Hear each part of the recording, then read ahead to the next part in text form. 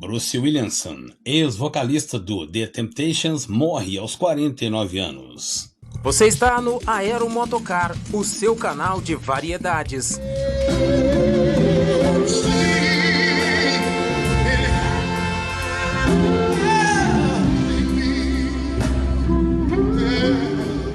O cantor Bruce Williamson, ex-vocalista do grupo de Rhythm and Blues The Temptations, morre por Covid-19 aos 49 anos, segundo reportou o site TMZ na segunda-feira, dia 7. Williamson integrou o famoso grupo da Motown entre 2007 e 2015, convidado pelo vocalista Ron Tyson, e participou dos álbuns Back to Front e Still Here.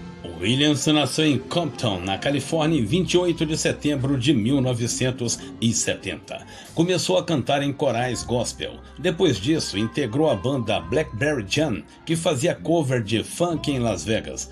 Após deixar o Temptations, ele continuou cantando principalmente música gospel, funk e rhythm and blues. Fez colaborações e se apresentou com bandas de jazz e funk. Bruce Williamson demonstrou interesse em ingressar no lendário grupo musical Temptations desde 1994.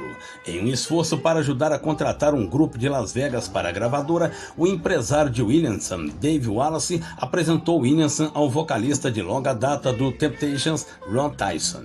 Depois de ouvir Williamson cantar, Tyson orientou e tentou que Williamson se tornasse um membro dos Temptations por mais de uma década.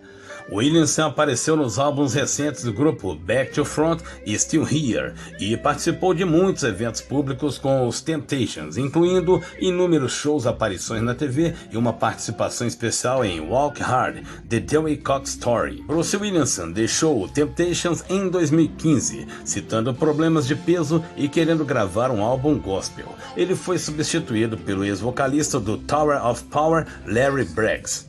Comunicamos o falecimento do cantor Bruce Williamson.